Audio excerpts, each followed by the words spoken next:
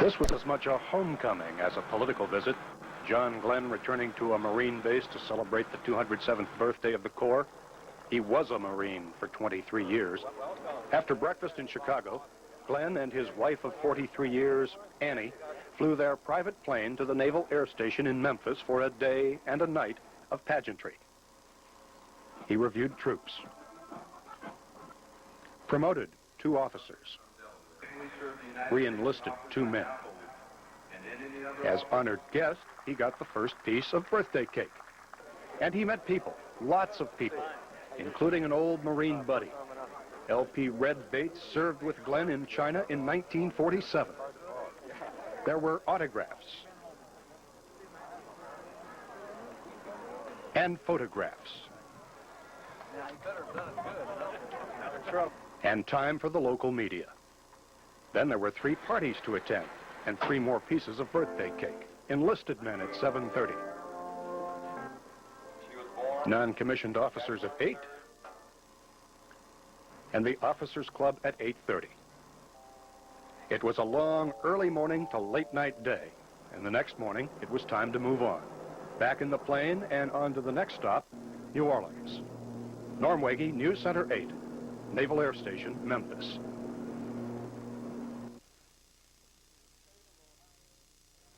From the state of Ohio, John Glenn. This is a tough crowd. These are the professionals. They want a winner. They not only want the White House, they want a candidate who can also carry the party faithful into governor's mansions, state legislatures, county commissions. One of these seasoned war horses said of Glenn, he's come a long way, but he's got so far to go. But of the several hopefuls who went to New Orleans, Senators Hart of Colorado, Cranston of California, to name 2, Glenn captured the most attention. He was philosophical. You can't help but fly over this earth and look down and wonder why these man-made problems can't be man-solved. He was political. Let me challenge the president today. If he knows how to balance that budget, submit it to us in January. He was self-effacing. I don't want to be president of the United States just for ego kicks or because I think it'd be nice to have a note in my biog that says I ran for the presidency sometime. If you see you could have an impact on the future of this country, on helping determine where the kids are going to live in the future, our children, grandchildren, where all of us are going to be, I can't think of any better purpose that either my life or the life of somebody, some of the other candidates could serve that share some of these views that we've talked about today.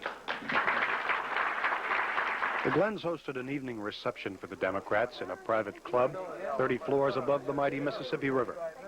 It was to get acquainted, to give the party pros one more chance to take the measure of the man close up. Envelopes stood at the ready in case anyone was inspired to contribute to the Glenn Exploratory Committee. Nothing pushy, just a subtle reminder that it costs a lot to run. The price of running for president is more than can be measured in dollars. It's time and travel and sacrifice of privacy, meetings, handshakes, posing, seeking support, trying not to offend. John Glenn is traveling hard, though he is not a declared candidate. He won't announce a decision till next year. He wants more time to test the waters. Normwege, 13 News, New Orleans.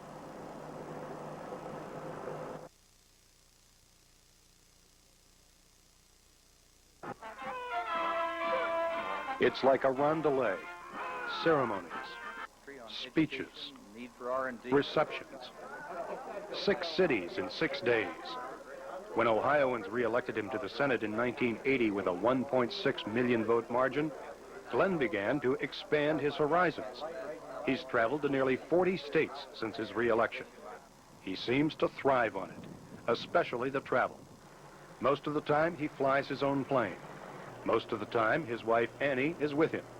He likes moving them from city to city, state to state. We went from Washington to Columbus for a meeting, then on up to Chicago for a meeting, then down to Memphis, now down to New Orleans, and then back into Washington. So it's very enjoyable. And I flew for so many years, I thoroughly enjoy it. This is like relaxation for me. He's testing the political climate, trying to decide whether he has enough support for a realistic chance at the nomination. Somewhat modestly, he reports, he has not been discouraged so far. He promises a decision after the first of the year. A John Glenn Presidential Exploratory Committee is in operation, raising money, scheduling appearances. Glenn is recognized by most political observers as a potential candidate. Gaining that recognition has been a job, but the tough work is ahead of him if he decides to run. The road to the White House is long, 23 months, millions of dollars, and thousands of miles away. By satellite and Earth Station 8, Norm Wege in Washington.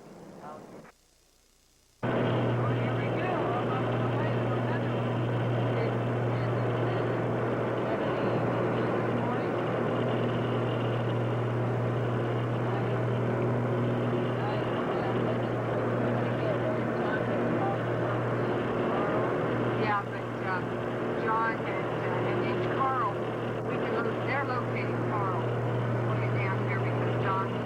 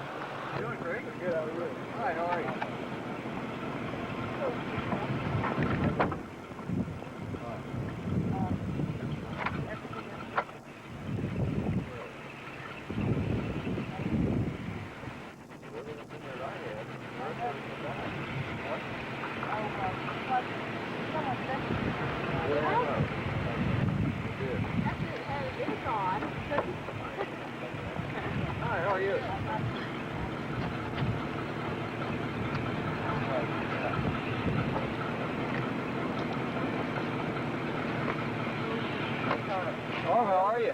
Hi, Senator. Glad to see you. Hey, how are you? Good to see you.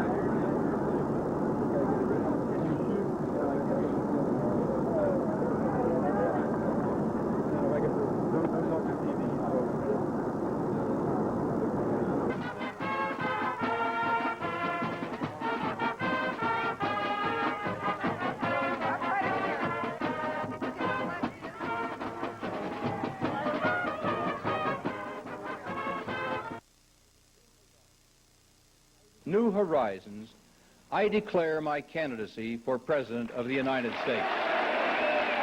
With those words, John Glenn became the 6th Democrat with a hat in the ring. For the next 15 months, the candidates, their families, and staffs will be in frenzied pursuit of a chance to seek the highest political office in the land. The road to the White House is long and hard. The price is an enormous one.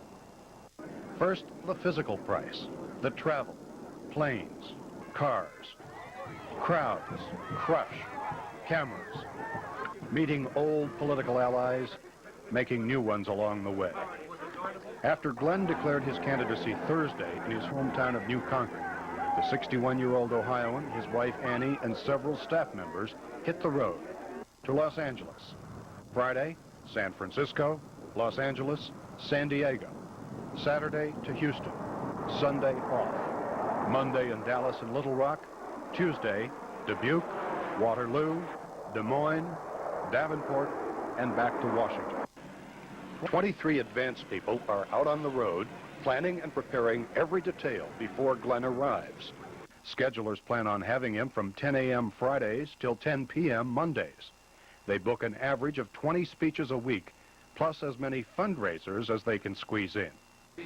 Tuesdays, Wednesdays, and Thursdays he devotes to the Senate, mostly. But even on those days, his staff wants him to make a minimum of 30 phone calls a day to potential Democratic supporters. He has raised $1.1 million so far. They figure he'll need $1 million a month from now till next July. Campaigning for the president, color it grueling. Norm Wege in Washington. That's quite a crowd. I made a little speech to him before I left here. I guess you all read it here.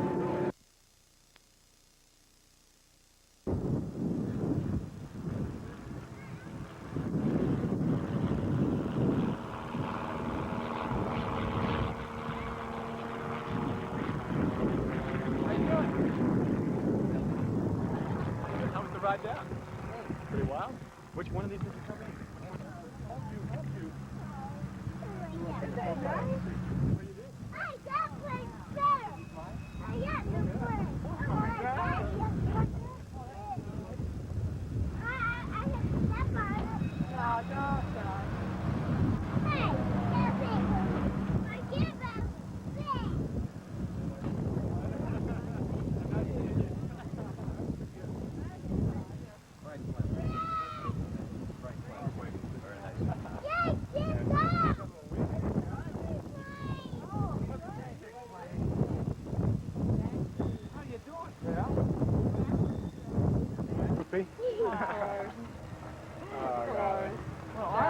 He's got a brand new cousin he hasn't even seen yet. Josh, We just had another one 2 weeks ago, back in Washington. Oh no! Well, did John tell you about ours? Yeah, two months ago. No, September. Yeah. Out in San Francisco. Yeah. Oh, ours was more on Halloween night.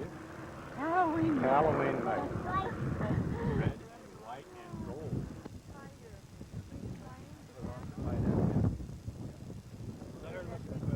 My daughter's son, Bill. And that's Josh. How are you?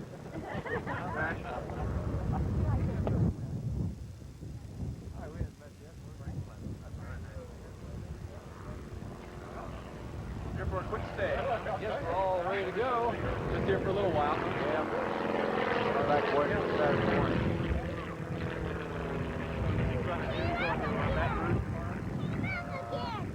Yeah, well, we go up there tonight.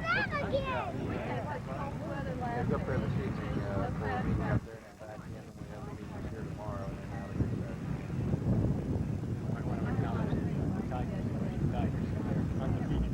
Yeah. Sky high. I think they're going to the Sugar Bowl.